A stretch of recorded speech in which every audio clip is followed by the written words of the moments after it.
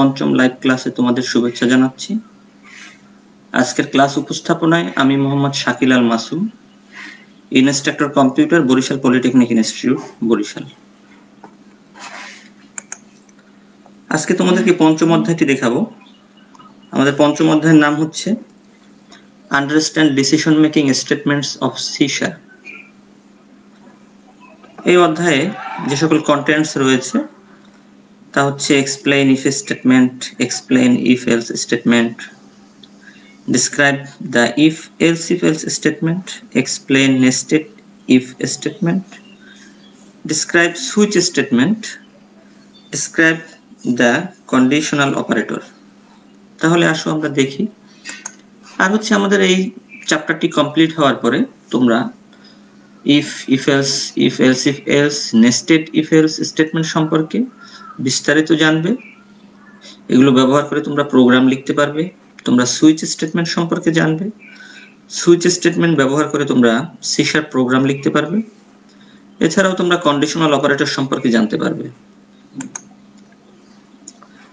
শুরুতেই আমাদের জানা দরকার আসলে ডিসিশন মেকিং জিনিসটা কি। প্রোগ্রামিং এর ডিসিশন মেকিং বাস্তব জীবনের সিদ্ধান্ত গ্রহণের মতোই অনুরূপ। প্রোগ্রামিং এও কিছু শর্ত পূরণ হলে কোডের একটি নির্দিষ্ট ব্লক কার্যকর করা দরকার হয়। একটি প্রোগ্রামিং ল্যাঙ্গুয়েজ কিছু শর্তের ভিত্তিতে কন্ট্রোল স্টেটমেন্ট ব্যবহার করে প্রোগ্রাম নির্বাহের ফ্লো নিয়ন্ত্রণ করে। আমরা সি শার্প প্রোগ্রাম লিখতে গেলে আমাদের বিভিন্ন ধরনের কন্ডিশন অ্যাপ্লাই করতে হবে। এখন সেগুলোকে আমরা কিভাবে ব্যবহার করব? আমরা ডিসিশন মেকিং স্টেটমেন্টের সিনট্যাক্স, তার ব্যবহার বিধি জানলেই কিন্তু আমরা ওই সকল বিষয়গুলোকে আমাদের প্রোগ্রামে কিন্তু অ্যাপ্লাই করতে পারবো। বিভিন্ন প্রোগ্রামগুলোতে আমাদের বিভিন্ন ধরনের কন্ডিশন থাকে, সেই কন্ডিশন অ্যাপ্লাই করতে হয়। যে একটি কন্ডিশন যদি ট্রু হয় তাহলে তার অধীনের কোডগুলোকে নিয়ে কাজ করতে হয়, যদি ট্রু না হয় তাহলে অন্য কোড নিয়ে কাজ করবে। এই সকল বিষয়গুলোই। নিচে 5 ধরনের ডিসিশন মেকিং স্টেটমেন্ট রয়েছে: if statement, if else statement, if else statement, nested if else statement, switch statement. তা প্রথমেই আমরা দেখব যে ইফ স্টেটমেন্ট। ইফ স্টেটমেন্টের মধ্যে কি আছে? যদি কন্ডিশনটি যদি ট্রু হয় তাহলে ইফ এর অধীনে যে কোডগুলো রয়েছে সেগুলো কিন্তু কাজ করবে। সিনট্যাক্স এখানে ইফ, তারপরে কি আছে? কন্ডিশন, তারপর কিন্তু একটি ব্র্যাকেট রয়েছে। এই ব্র্যাকেটের মধ্যে কি আছে? ইফ এর অধীনের কোডগুলো রয়েছে। যদি এই ইফ কন্ডিশনটি যদি ট্রু হয় তাহলেই কিন্তু তার অধীনের এই কোডগুলো কিন্তু করবে, এক্সিকিউট কিন্তু করবে। একটা ফ্লো চার্ট দেখি। ফ্লো চার্ট হচ্ছে গ্রাফিক্যাল রিপ্রেজেন্টেশন, যার মাধ্যমে আমরা এটাকে সহজভাবে উপস্থাপন করা যায়, সহজে বোঝা যায়। তাহলে কি প্রথমে আমরা দেখব যে স্টার্ট, এটা হচ্ছে স্টার্ট হবে আমাদের। প্রথমে রয়েছে কন্ডিশন, এটা হচ্ছে কন্ডিশন সিম্বল। কন্ডিশনটি যদি ট্রু হয় তাহলে কি হবে? ইফ কোড কাজ করবে। আর যদি কন্ডিশনটি যদি ফলস হয় তাহলে কি হবে? ইফ এর পরে যে সকল কোডগুলো রয়েছে সেগুলো কিন্তু কাজ করবে। তারপর কি হবে? এন্ড হবে। আমরা ইফ স্টেটমেন্ট ব্যবহার করে একটি ছোট প্রোগ্রাম দেখি, তাহলে আমাদের বুঝতে আরো সুবিধা হবে। আমরা তো জানি এই সকল বিষয়গুলো আমরা কেন লিখি। ইউজিং সিস্টেম আমাদের লিখতে হবে, নেম স্পেসের একটি নাম দিতে হবে, ক্লাসের একটি নাম থাকবে, তারপরে আমরা কি লিখবো? পাবলিক স্ট্যাটিক ভয়েড মেইন লিখবো। তার অধীনে আমরা লিখলাম, আমরা একটি ভেরিয়েবল নিলাম যার মান কত? 10। এখানে আমরা কি ধরনের অপারেটর ব্যবহার করলাম? অ্যাসাইনমেন্ট অপারেটর, তাই না? আমরা গত অধ্যায়ে কিন্তু আমরা এটি সম্পর্কে কিন্তু পড়েছি। এরপরে আমরা লিখলাম ইফ কন্ডিশনের আমরা ব্যবহার শুরু করলাম। ইফ নাম্বার, এই যে NUM, এরপর কি লিখলাম আমরা? মডুলাস 2 ইকুয়াল টু কি? 0। তার মানে কি? এটাকে যদি 2 দিয়ে ভাগ করা হয় তাহলে কি হবে? ভাগশেষ যদি 0 হয় তাহলে কি হবে? কন্ডিশনটি ট্রু হবে। আমরা কিন্তু জানি যে 10 কে যদি 2 দিয়ে ভাগ করা হয় তাহলে কি তার ভাগশেষ আমরা কি পাবো? 0 পাবো। 0 ইকুয়াল টু 0, তার মানে কি? কন্ডিশনটি ট্রু। ট্রু হলে কি হবে? ইফ এর অধীনে এই যে স্টেটমেন্টটি রয়েছে, কোডটি রয়েছে, এটি কিন্তু কাজ করবে। এটা আমরা জানি যে এখানে আমরা একটি শুধুমাত্র স্টেটমেন্টটি ব্যবহার করেছি যেন এটি ট্রু হয়, এভাবেই আমরা মান দিয়েছি। তাহলে আমরা আউটপুটে কি পাবো? It is even number. তাহলে তোমরা বুঝতে পেরেছো ইফ কিভাবে কাজ করে। এরপর আমরা দেখব যে এক্সপ্লেইন ইফ এলস স্টেটমেন্ট। আমরা ইফ এলস স্টেটমেন্ট সম্পর্কে দেখব। ইফ এলস স্টেটমেন্ট কিভাবে কাজ করে। ইফ এলস স্টেটমেন্ট টু কন্ডিশনটাকে চেক করে। যদি কন্ডিশন ট্রু হয় তাহলে ইফ এর অধীনে যে কোড থাকে সেটি কাজ করে, আর যদি ট্রু না হয় তাহলে কি হয়, এলস এর অধীনের কোডগুলো কাজ করে। আমরা সিনট্যাক্স দেখি। ইফ এর পরে কি রয়েছে, কন্ডিশন। কন্ডিশন যদি ট্রু হয় তাহলে কি হবে, ইফ এর অধীনের কোডগুলো কিন্তু এক্সিকিউট করবে। যদি এই কন্ডিশনটি যদি ফলস হয় তাহলে কি হবে, এলস এর অধীনে যে সকল কোডগুলো রয়েছে সেগুলো কিন্তু কাজ করবে। আমরা ফ্লো চার্ট দেখি। প্রথমে রয়েছে কন্ডিশন। এই কন্ডিশনটি এখানে, কন্ডিশনটি যদি ট্রু হয় তাহলে কি হবে, ইফ কোড কাজ করবে। কন্ডিশন যদি ফলস হয় তাহলে এলস কোড কাজ করবে। এরপরে অটোমেটিক্যালি আফটার ইফ এলস এর পরের যে সকল কোড রয়েছে সেগুলো কিন্তু এক্সিকিউট করবে।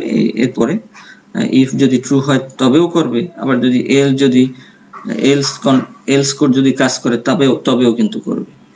এরপরে আমাদের এন্ড হবে। তাহলে আমরা কি বুঝতে পারলাম এখান থেকে, এখানে একটি কন্ডিশন থাকবে ইফ এলস এর ক্ষেত্রে। কন্ডিশন ট্রু হলে ইফ এর অধীনের কোড কাজ করবে, কন্ডিশন যদি ফলস হয় তাহলে কি করবে, এলস এর অধীনের কোড কাজ করবে। আমরা একটা एग्जांपल দেখি। আমরা তো এই সকল বিষয়গুলো জানি। আমরা এখানে নাম্বার, তার মান নিলাম কত, 11। এরপর আমরা মডুলাস করলাম নাম্বারকে 2 দিয়ে। তাহলে আমরা ভাগশেষ জানি কি হয়, 11 কে 2 দিয়ে ভাগ দিলে ভাগশেষ কি থাকে, 1 থাকে। কিন্তু তাহলে 1 ইকুয়াল টু 0, এই কন্ডিশনটি কি হয়, কন্ডিশনটি কি ট্রু হয়, ট্রু হয় না। কিন্তু কন্ডিশনটি কি হবে, ফলস হবে। ফলস হলে কি হবে, এই লাইনটি কিন্তু কাজ করবে না, কাজ করবে কোনটা, এলস। তাহলে কি দেখাবে আমাদের আউটপুটে, ইট ইজ অড নাম্বার। এরপরে আমরা দেখব যে ডিসক্রাইব ইফ এলস স্টেটমেন্ট। এখানে কি হবে, এখানে অনেকগুলো কন্ডিশন থাকবে। যদি কোনো কন্ডিশনটা যদি মিলে যায় তাহলে কি হবে, সে তার অধীনের স্টেটমেন্টটি এক্সিকিউট হবে। আর যদি না মিলে যায় তাহলে কি হবে, তার অধীনে যে এলস থাকবে সেটিকে এক্সিকিউট করবে। আমরা সিনট্যাক্স দেখি। এখানে রয়েছে কি ইফ কন্ডিশন 1। আমাদের যে কন্ডিশন থাকবে প্রথমে কিন্তু সে চেক করবে কোনটি, প্রথম কন্ডিশনটি। যদি এটি ট্রু হয় তাহলে তার অধীনের কোডগুলো কাজ করবে। আবার যদি এটি ফলস হয় তাহলে কোথায় চলে আসবে, এলস ইফে চলে আসবে। কন্ডিশন 2 চেক করবে। কন্ডিশন 2 যদি ট্রু হয় তাহলে তার অধীনের কোড কাজ করবে। আবার যদি কন্ডিশন 2 যদি ফলস হয় তাহলে সে পরবর্তী এলস ইফে চলে আসবে। এখানে এসে সে পাবে কন্ডিশন 3। আবার কন্ডিশন 3 কে চেক করলে যদি এটি ট্রু হয় তাহলে কন্ডিশন 3 এর অধীনের কোডগুলোকে কাজ করবে। এরকম অনেকগুলো এলস ইফ থাকবে, আমরা ব্যবহার করতে পারবো। এরপরে যদি কোনো এলস ইফ যদি ট্রু না হয় তাহলে সে পরবর্তীতে এলস এ চলে আসবে। এলস এর অধীনে যে কোডগুলো রয়েছে সেটাকে কিন্তু এক্সিকিউট করবে। তার মানে কি, উপরের সবগুলো ইফ এলস যখন ফলস হবে তখনই সে শুধুমাত্র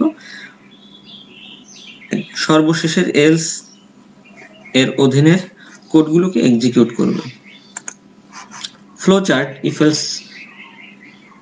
এলস এর, যেখানে আমরা দেখিয়েছি অনেকগুলো কন্ডিশন 1 to n পর্যন্ত। তাহলে কি, প্রথম কন্ডিশন যদি ট্রু হয় তাহলে তার অধীনের স্টেটমেন্ট কাজ করবে। আর যদি প্রথম কন্ডিশন ফলস হয় তাহলে সে পরবর্তী কন্ডিশনে চলে যাবে। আবার এটি যদি ট্রু হয় তাহলে স্টেটমেন্ট 2 এক্সিকিউট করবে। আবার যদি এটি যদি ফলস হয় তাহলে পরবর্তী যে এলস ইফ থাকবে সেটি নিয়ে সে কাজ করবে। আর যদি এটিও যদি ফলস হয় তাহলে কিন্তু যে সবশেষে যে এলসটি আছে তার অধীনে যে স্টেটমেন্ট রয়েছে সেটি নিয়ে কিন্তু কাজ করবে।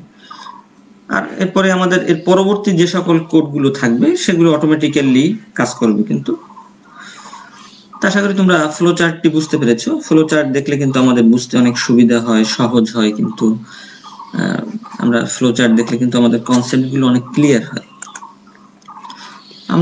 আমি এখানে তোমাদের একটি ছোট একটি एग्जांपल দেখিয়েছি যে আমি যদি কোনো একটি নাম্বারটি যদি ইনপুট দেই তাহলে সেই নাম্বারটি গ্রেড কত সেটি বের করার একটি প্রোগ্রাম এটি। তো আমরা এখানে ইউজিং সিস্টেম লিখলাম, নেম স্পেসের নাম দিলাম, ক্লাসের নাম দিলাম, ভয়েড মেইন লিখলাম। শুরুতেই লিখলাম আমি একটি নাম্বারকে আমি ইনপুট হিসেবে নিব, এজন্য আমি এটা মেসেজকে শো করলাম। এরপর আমি লিখলাম convert.toInt। আমরা জানি যে ইনপুট নেওয়ার জন্য আমরা রিড লাইন মেথডটাকে ইউজ করি এবং আমরা এটাকে কনভার্ট করে নিব ইন্টিজার টাইপের 2int 32 ব্যবহার করে। যেহেতু আমাদের ভেরিয়েবলটি রয়েছে কি ইন্টিজার টাইপের। এখন আমাদের শুরুতেই চেক করা দরকার যে আমাদের নাম্বারটি 0-র চেয়ে ছোট কিনা এবং 100-র চেয়ে বড় কিনা। এই দুটির যে কোনো যদি একটি হয় তাহলে কি হবে, সেটি হবে রং নাম্বার। সুতরাং শুরুতে এটাকে আমরা চেক করে নিব। এরপরে আমরা এই কন্ডিশনটি যদি ওকে হয় তাহলে কি হবে, সে যদি রং নাম্বার না হয় তাহলে সে কিন্তু চেক করবে। এরপরে এই কন্ডিশনটি যদি ট্রু হতো তাহলে কি হতো, সে রং নাম্বার দেখাতো। যেহেতু এই কন্ডিশনটি ফলস, আমরা যে ইনপুটকৃত মান দিব সেটা অবশ্যই 0-র চেয়ে বড় এবং 100-র চেয়ে 100 সমান বা 100-র চেয়ে কি দিব, নিচে দিব। তাহলে সে পরবর্তী এলস ইফে চলে আসবে। এখানে আমরা যে মানটি দিব, যেমন আমরা এখানে 65 দিলাম, আমরা সাপোজ ধরি, তাহলে কি 65 গ্রেটার দেন ইকুয়াল টু 0, এই কন্ডিশনটি কি ট্রু। আবার এখানে এন্ড, লজিক্যাল এন্ড ব্যবহার করেছি, 65 লেস দেন 50, তাহলে কি আমরা জানি যে 65 50-এর চেয়ে বড়। তো এন্ড এর ক্ষেত্রে আমরা কি জানি, আমরা চতুর্থ অধ্যায় পড়েছি যে এন্ড এর ক্ষেত্রে যে কোনো একটি ফলস হলে কি হবে, কন্ডিশনটি ফলস। তাহলে কিন্তু এখানে কিন্তু কন্ডিশনটি ফুলফিল করছে না, তাহলে এটা কি হবে, পরবর্তী এবার এলস ইফে চলে আসবে। তাহলে আবার সে এখানে চেক করবে 65 greater than equal to 50 and 65 less than 60, তাহলে এটিও কিন্তু ফলস। আবার পরবর্তী এলস ইফে চলে আসবে 65 greater than equal to 60 and 65 less than 70, এই কন্ডিশনটি কিন্তু কি ট্রু আমরা পেলাম। তাহলে আমরা আউটপুটে কি পাবো, সি গ্রেড। যেহেতু আমরা এখানে আমরা পেয়েছি আমাদের 65 এর মান, তাহলে কি হবে, পরবর্তী লাইনগুলোতে কিন্তু সে যাবে না। তাহলে আমরা যদি আমরা ইনপুট দেই, আমরা এই মেসেজটি যখন আমাদের আউটপুট স্ক্রিনে দেখাবে, যদি আমরা 65 দিই তাহলে আমরা আউটপুটে কি পাবো, সি গ্রেড পাবো।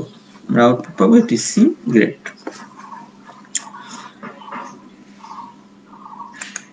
এরপরে আমরা আরো একটি প্রোগ্রাম দেখব, যে আমরা সাধারণত আমরা সব প্রোগ্রামিং ল্যাঙ্গুয়েজে সাধারণত খুব এই প্রোগ্রামটি আমাদের লাগে, যে দ্বিঘাত সমীকরণের বাস্তব মূল নির্ণয়ের প্রোগ্রাম লিখো। তো আমি এখানে তোমাদেরকে এটি দেখিয়েছি। তো আমরা জানি যে আমরা ইউজিং সিস্টেম লিখবো, নেম স্পেসের নাম লিখবো, তারপরে আমরা ক্লাসের নাম দিব, এগুলো সব আমরা জানি। তো আমরা জানি যে দ্বিঘাত সমীকরণের বাস্তব মূল নির্ণয়ের সূত্রটা কি, আসলে আমরা মূলটাকে যে বের করি, সূত্র কি, x equal to minus B plus minus root over B square minus 4ac by 2a, তাই না। তাই এখানে আমাদের কি থাকে, প্লাস মাইনাস থাকে। তার মানে একবার আমরা x এর মানটাকে নেই x1, এবং প্লাসের ক্ষেত্রে আবার x2-র ক্ষেত্রে আমরা আবার মাইনাসটাকে নেই। এবার আমাদের যে রুট থাকে root over B square minus 4ac, এটাকে আমরা সাধারণত ডি হিসাবে নিয়ে নেই, ডিসক্রিমিন্যান্ট। তাহলে আমরা দেখি, তাহলে আমাদের এই ইকুয়েশনে আমাদের যে সকল মান ইনপুট দেওয়া দরকার, আমাদের এ বি সি তিনটি আমাদের মান আমাদের ইনপুট দিতে হবে, কিন্তু এই জন্য আমি এই তিনটাকে ইন্টিজার টাইপের নিলাম। এরপরে আমরা যেহেতু ডি আমাদের ডিসক্রিমিন্যান্ট, এটি আমাদের দশমিক যুক্ত হবে, তাই আমরা এটাকে ডাবল টাইপের নিলাম। আর আমরা যেহেতু ইকুয়েশনটাকে আমরা মূল বের করব x1 এবং x2, তার মানও আমাদের দশমিক যুক্ত হবে, তাই আমরা এটাকে কি নিলাম, ডাবল টাইপের নিলাম, x1 এবং x2। এবার আমি একটা মেসেজ তোমাদেরকে শো করলাম যে calculate root of quadratic equation. এরপর পরবর্তী লাইনে দেখাবে, আমরা এর ক্ষেত্রে আমরা ইনপুট নিব, এজন্য আমরা লিখলাম console.readline, এটাকে আমরা ইন্টিজার টাইপের কনভার্ট করে নিব, যে convert.2y/32। আবার বি এর ক্ষেত্রে অনুরূপ, সি এর ক্ষেত্রেও আমার অনুরূপ। তাহলে আমরা এ বি এবং সি এর মানটাকে কিন্তু আমরা কি পেলাম।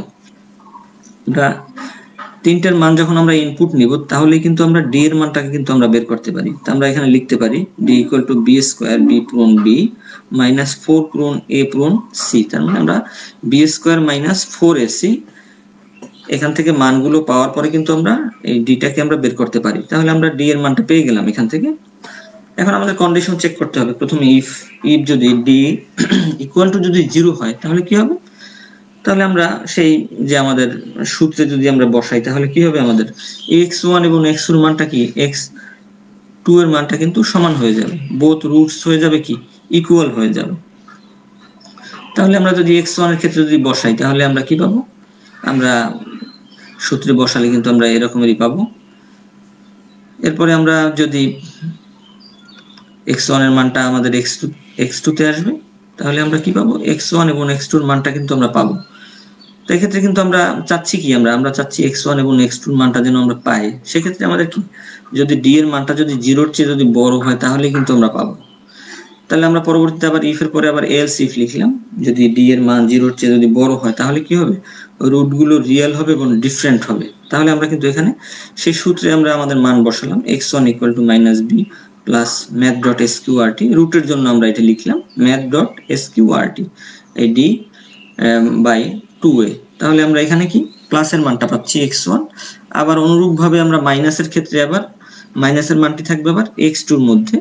এরপর আমরা এটাকে কি করব, এটাকে আমরা আউটপুটে দেখিয়ে দিব, x1 এর জন্য একবার দেখাবো, আবার x2 এর জন্য একবার আমরা √1 এর ক্ষেত্রে আবার √2 এর ক্ষেত্রে। আর যদি d এর মানটাও যদি এই কন্ডিশনের কোনোটিই যদি না হয় তাহলে কোথায় চলে আসবে, এলসে চলে আসবে। এলসে আসলে আমরা কি পাবো, রুটস আর ইমাজিনারি। তো তোমরা এভাবে যদি করো, তোমরা তাহলে মানগুলো দিলে পরে তোমরা আউটপুট পাবে, এবং আশা করি তোমরা এটা বুঝতে পেরেছো। এটাকে বাসায় বসে করবে তোমরা নিজেরা। এরপরে আমরা দেখব যে nested if else. Nested if else কি, একটি ইফ এর মধ্যে আরো একটি ইফ এলস থাকে, এজন্যই আমরা এটাকে নেস্টেড ইফ এলস বলি। তো এখানে আমরা সিনট্যাক্স যদি দেখি, প্রথমে কি ইফ যদি কন্ডিশন যদি 1 ট্রু হয় তাহলে কি হবে, তার অধীনের যে ইফ এলস এটিকে নিয়ে কিন্তু সে কাজ করবে। যদি ইফ কন্ডিশন 1 যদি ট্রু হয় তাহলেই শুধুমাত্র সে কন্ডিশন 2 চেক করবে। যদি কন্ডিশন 1 ফলস হয় তাহলে কিন্তু আর সে এখানে আর ঢুকবে না, এই ব্র্যাকেটের মধ্যে কিন্তু সে ঢুকবে না। কোথায় চলে আসবে, সে এলসে চলে আসবে। এলসে এসে এলসের ভিতরে যে ইফ কন্ডিশন রয়েছে কন্ডিশন 3, এটি নিয়ে কিন্তু কাজ করবে। যদি এটি ট্রু হয় তাহলে তার অধীনের কোড কাজ করবে, আর যদি এটি ফলস হয় তাহলে তার অধীনের কোড কাজ করবে। তাহলে আমরা কি বুঝতে পারলাম, যদি কন্ডিশন 1 ট্রু হয় তাহলেই কিন্তু সে কন্ডিশন 2 চেক করবে। কন্ডিশন 2 চেক করলে যদি কন্ডিশন 2 ট্রু হয় তাহলে তার অধীনের কোড কাজ করবে, কন্ডিশন 2 ফলস যদি হয় তাহলে তার অধীনের যে এলস থাকবে সেটি নিয়ে কিন্তু কাজ করবে। আমরা ফ্লো চার্ট দেখি, আমাদের এখানে কন্ডিশন কয়টি রয়েছে, 3টি কিন্তু, তাই না? আমরা 3টি দেখিয়েছি। প্রথম কন্ডিশন 1, যদি কন্ডিশন 1 যদি ট্রু হয় তাহলে সে কোথায় যাবে, কন্ডিশন 2 তে। কন্ডিশন 2 যদি ট্রু হয় তাহলে তার অধীনের যে কোডগুলো রয়েছে সেগুলো কিন্তু এক্সিকিউট করবে। আবার কন্ডিশন 2 যদি ফলস হয় তাহলে কন্ডিশন 2 এর যে এলস রয়েছে সেটি এক্সিকিউট করবে। আর কন্ডিশন 1 যদি ফলস হয় তাহলে কোথায় চলে আসবে, আমরা বলেছি কন্ডিশন 3 তে। আবার কন্ডিশন 3 এর আবার কি রয়েছে, ইফ কন্ডিশন 3 এর অধীনেও আবার কি রয়েছে, যে ট্রু ব্লক রয়েছে, আবার ফলস ব্লক রয়েছে। যদি ট্রু হয় তাহলে কি হবে, তার অধীনের কোড কাজ করবে, যদি ফলস হয় তাহলে তার অধীনের কাজ করবে। আর পরবর্তী কোডগুলো অটোমেটিক্যালি কিন্তু এক্সিকিউট করবে যেগুলো থাকবে। নেস্টেড ইফ এলস ব্যবহার করে আমি তোমাদের একটি প্রোগ্রাম দেখিয়েছি। এখানে আমি 3টে মান নিয়েছি। তো এই 3টি মান আমরা কিবোর্ড থেকে ইনপুটও নিতে পারি, বাট আমি এখানে তোমাদের সরাসরি মানগুলো দিয়ে দিয়েছি। যেমন আমি এখানে ফার্স্ট মান নিয়েছি 7, সেকেন্ড নিয়েছি -23, থার্ড নিয়েছি 13। 3টি মান আমরা নিলাম। তাহলে এখানে আমাদের 3টা মানের মধ্যে আমরা কম্পেয়ার করে 3টার মধ্যে কোনটি বড় সেটি কিন্তু আমি বের করব। তাহলে প্রথমে আমাদের কি করতে হবে, প্রথমে ইফ নিলাম ফার্স্ট গ্রেটার দ্যান সেকেন্ড, প্রথমটার সাথে দ্বিতীয় ভ্যালুটাকে আমি কম্পেয়ার করলাম। যদি কন্ডিশন ট্রু হয় তাহলে কি হবে, ইফের অধীনে প্রথম ইফের অধীনে যে কোডটি রয়েছে তার মধ্যে কিন্তু সে ঢুকবে, তার মানে এই ব্র্যাকেটের মধ্যে ঢুকবে। তাহলে আমরা জানি যদি প্রথমটা যদি ট্রু হয়, ফার্স্ট মান যদি সেকেন্ড মানের যদি বড় হয় তাহলে কিন্তু আমরা কি পারি, ফার্স্টের সাথে আবার থার্ড এর কিন্তু কম্পেয়ার করতে পারি। তাহলে এখানে কি আসবে, আবার আমরা লিখব ফার্স্ট গ্রেটার দ্যান থার্ড। তাহলে কি আছে এখানে 7 গ্রেটার দ্যান 13, এই কন্ডিশনটা কি, এই কন্ডিশনটা কিন্তু ফলস। ফলস হলে কি হবে, এই লাইনটি কাজ করবে না, করবে কোনটা, এইটি কিন্তু কাজ করবে। আর যেহেতু আমরা জানি যে সেকেন্ড মানটি কি প্রথম মানটির চেয়ে ছোট, তাহলে কিন্তু এই কন্ডিশনটা যেহেতু ট্রু তাহলে কিন্তু এখানেই কাজ করবে, আর এখানে কিন্তু আর আসবে না। যদি সেকেন্ড মানটি যদি বড় হতো তাহলেই কিন্তু শুধুমাত্র সে এখানে আসতো। তাহলে এখানে আমরা কি আউটপুট পাবো, তাহলে দেখবো আমরা যে 7 গ্রেটার দ্যান -23 কন্ডিশন ট্রু। আবার এখানে যদি আবার আসি 7 গ্রেটার দ্যান 13, এই কন্ডিশনটি ফলস। ফলস হলে কি হবে, এই লাইনটি কাজ করবে। কি হবে, তাহলে আমরা আউটপুটে পাবো 13 ইজ লার্জেস্ট। এরপরে প্রিয় শিক্ষার্থী আমরা এখন দেখব যে ডিসক্রাইব সুইচ স্টেটমেন্ট।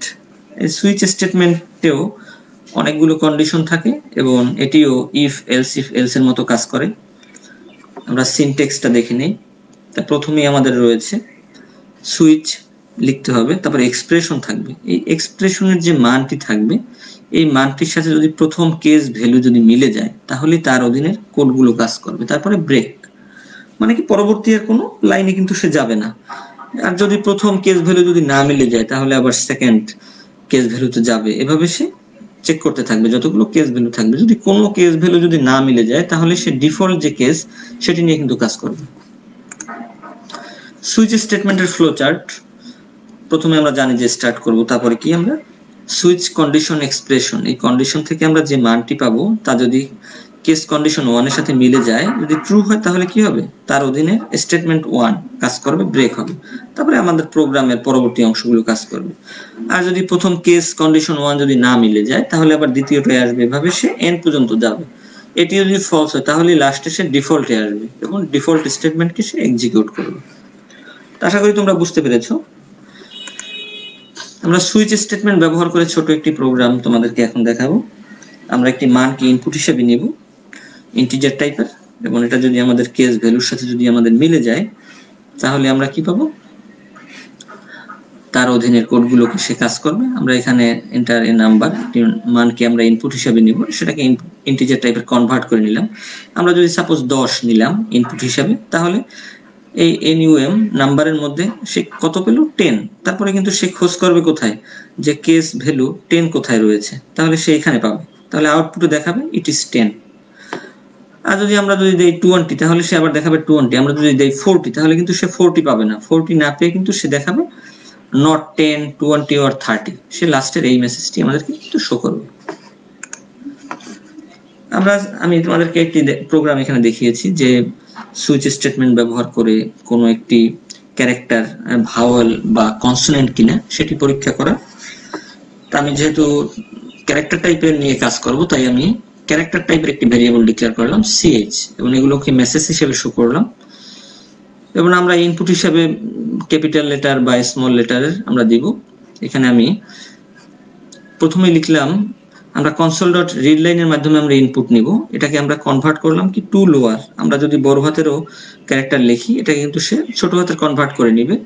কনভার্ট করে এটাকে ক্যারেক্টার টাইপের কনভার্ট করে আমাদের ক্যারেক্টারে রাখবে। তো আমরা যে কোনো একটি মানকে যদি আমরা ক্যারেক্টারকে ইনপুট হিসেবে নেই তাহলে সেই মানটি এখানে আনবে। এখানে আনার পরে যদি আমরা দেই ইনপুট তাহলে সে কোথায় আছে সেটাকে কিন্তু খুঁজতে থাকবে। তাহলে দেখবে যে এখানে পাওয়া গেছে। পাওয়া গেলে সে কি করবে, সে এই লাইনটিকে এক্সিকিউট করবে। আমরা যদি দেই কে সাপোজ এখানে ইনপুট তাহলে কিন্তু এখানে সে কোনোটাই পাবে না, AIOUE এর মধ্যে কোনোটাই পাবে না। সে কিন্তু আমাদের আউটপুটে দেখাবে কি ভাওয়েল। তা আমরা জানি যে আমরা নট ভাওয়েল দেখাবে, তাহলে তার মানে কি এটা কনসোনেন্ট। তাহলে আমরা AIOUE এর বাইরে আমরা যে কোনো একটি ক্যারেক্টার দিলেই কিন্তু আমরা আউটপুটে পাবো যে the alphabet is not a vowel. তোমরা বাসায় বসে করলে কিন্তু এই প্রোগ্রামটি বুঝতে পারবে। তো এখানে আমি আরেকটি প্রোগ্রাম তোমাদের সুইচ স্টেটমেন্ট ব্যবহার করে দেখিয়েছি যে আমরা জানি আমাদের সপ্তাহে 7 দিন, তাই না? আমরা 7 দিনের যদি আমরা যে কোনো ডে কে আমরা যদি ইনপুট দেই এবং সেই ডের নাম কি সেটা আমাদের দেখাবে আউটপুটে মূলত। তো আমরা এই সকল লাইনগুলো আমরা জানি যে আমরা ইন্টিজার টাইপের একটি ডে নিলাম, ইন্টিজার টাইপের নিলাম, এগুলোকে আমরা আউটপুটে দেখিয়ে দিলাম। আমরা যদি আমরা ডে নাম্বার এটাকে আমরা ইনপুট হিসেবে নিলাম console.readline এর মাধ্যমে, এটাকে আবার আমরা ইন্টিজারে কনভার্ট করে নিলাম। তাহলে আমরা সাপোজ যদি 1 থেকে 7 এর মধ্যে আমরা যদি দেই তাহলে আমরা যদি এখানে যদি 1 দেই তাহলে সে কেস ভ্যালু কি পাবে, 1 পাবে। আমাদের আউটপুটে দেখাবে স্যাটারডে। আর আমরা যদি দেই 7 দেই তাহলে আবার ফ্রাইডে পাবো। আমরা যদি 8 দেই তাহলে আমাদের আউটপুটে দেখাবে কি ইনভ্যালিড ডে নাম্বার। তোমরা বাসায় বসে এই ধরনের প্রোগ্রাম করলে কি হবে, তোমাদের কনসেপ্টগুলো ক্লিয়ার হবে, তোমরা ভালোভাবে বুঝতে পারবে। এই জন্য এই উদাহরণগুলো দেখানো। এরপর দেখবো যে ডিসক্রাইব দ্য কন্ডিশনাল অপারেটর, এই প্রশ্নবোধক এবং কোলন এই দুটি অপারেটর কি আসলে কন্ডিশনাল অপারেটর বলে। এখানে সিনট্যাক্স দেওয়া রয়েছে যে এক্সপ্রেশন 1, তারপরে প্রশ্নবোধক, তারপরে এক্সপ্রেশন 2, তারপরে ক্লোন, তারপরে এক্সপ্রেশন 3। আসলে সিনট্যাক্সটা এরকমই। তো আমরা এই x এর মান যদি নেই 20, y এর মান যদি নেই 10, তারপরে আমরা এই এক্সপ্রেশনটিকে আমরা দেখাতে চাই যে x গ্রেটার দেন y, প্রথম এক্সপ্রেশন 1, তারপর প্রশ্নবোধক, তারপরে এক্সপ্রেশন 2, তারপর ক্লোন এক্সপ্রেশন 3। আমরা এই ক্ষেত্রে জানি যে এক্সপ্রেশন 1 যদি ট্রু হয় তাহলে এক্সপ্রেশন 2 এর মানটাই আসলে আমাদের টোটাল এক্সপ্রেশনের মান হয়। তাহলে এখানে যেহেতু আমরা দেখতে পাচ্ছি 20 গ্রেটার দেন 10, এই কন্ডিশনটি সত্যি, তাহলে আমরা আউটপুটে কিন্তু পাবো 20 পাবো, x এর মানটি আমরা পাবো। তোমাদের কিছু বাড়ির কাজ দেয়া রয়েছে যে আমি তোমাদের ফ্লো চার্ট গুলো তোমরা লিখবে, তারপরে সিনট্যাক্স গুলো লিখবে, এগুলো খুব দরকার। এগুলো বারবার পড়বে বাসায় বসে এবং এগুলো খাতায় লিখবে। এরপরে তোমরা এগুলো ব্যবহার করে প্রোগ্রাম লিখবে। আমি যে সকল প্রোগ্রাম দেখিয়েছি তার বাইরে তোমরা প্রোগ্রাম লেখার চেষ্টা করবে, ভিন্ন ভিন্ন প্রোগ্রাম লিখবে, তাহলে তোমাদের ধারণা আরো তৈরি হবে। তোমরা সুইচ স্টেটমেন্ট ব্যবহার করে তোমরা ফ্লো চার্ট লিখবে, তারপর তার সিনট্যাক্স লিখবে, সুইচ স্টেটমেন্ট ব্যবহার করে তোমরা প্রোগ্রাম লিখবে, তারপর কন্ডিশনাল অপারেটর ব্যবহার করে তোমরা প্রোগ্রাম লিখবে। তো এই সকল প্রোগ্রামগুলো এবং তোমরা এই সকল প্রশ্নের উত্তরগুলো তোমরা খাতায় লিপিবদ্ধ করবে। তোমাদের শ্রেণী শিক্ষক তিনি দেখবে। যেহেতু এই অধ্যায়টি অনেক গুরুত্বপূর্ণ এবং আমরা যখন একটি প্রোগ্রাম লিখি বড় ধরনের, বা আমরা যখন ভবিষ্যতে তোমরা যখন সফটওয়্যার ডেভেলপ করবে, তখন প্রতি ক্ষেত্রেই কিন্তু তোমাদের এই সকল এই স্টেটমেন্টগুলো কিন্তু লাগবে। সুতরাং এগুলো সম্পর্কে তোমাদের খুব স্বচ্ছ ধারণা থাকাটা খুবই জরুরি এবং খুবই গুরুত্বপূর্ণ। এবং এই অধ্যায়টি আমি বলবো যে খুবই গুরুত্বপূর্ণ প্রোগ্রামিং শেখার জন্য। কারণ তোমরা যদি ভালো প্রোগ্রামার হতে পারো তাহলে কিন্তু তোমাদের ভবিষ্যৎটি অনেক উজ্জ্বল। সুতরাং তোমরা ভালো প্রোগ্রামার হতে চাইলে এই সকল বিষয়গুলো বারবার প্র্যাকটিস করবে এবং এগুলো শিখবে, তাহলে তোমরা ভবিষ্যতে অনেক এগোতে পারবে বলে আমি আশা রাখি। তোমাদের কোনো প্রশ্ন থাকলে তোমরা আমাকে কমেন্ট বক্সে জানাতে পারো, তোমরা ইমেইল করতে পারো। আশা করি তোমরা প্রশ্ন করবে। তোমরা যদি এই ভিডিওটি পুনরায় দেখতে চাও, জাতীয় দক্ষতা বাতায়ন তার যে ওয়েবসাইট, এখানে তোমরা পাবে www.skills.gov.bd, অথবা দক্ষতা বাতায়নের ফেসবুক পেজেও তোমরা এটা দেখতে পারবে। আমাদের সাথে থাকার জন্য তোমাদের অনেক ধন্যবাদ। তোমরা ভালো থাকবে, সুস্থ থাকবে এবং তোমরা এই যে সময়টিতে এই সময়টাকে তোমরা কাজে লাগাবে। এবং আমি মনে করি যে প্রোগ্রামিং প্র্যাকটিস করার জন্য এই সময়টা, এরকমের সময় আসলে তোমরা পেয়েছো, এই সময়টাকে তোমরা যদি সঠিকভাবে কাজে যদি লাগাতে পারো তাহলে কিন্তু তোমরা প্রোগ্রামিং অনেক দক্ষ হবে। তো তোমাদের দক্ষতা অর্জন করাটা খুবই জরুরি কিন্তু। সুতরাং তোমরা প্র্যাকটিস করো, প্র্যাকটিস করলে কিন্তু তোমাদের দক্ষতা বাড়বে। আশা করি তোমরা সবাই ভালো থাকবে, সুস্থ থাকবে, এই শুভ কামনায় আজকের মতো এখানেই। ধন্যবাদ সবাইকে।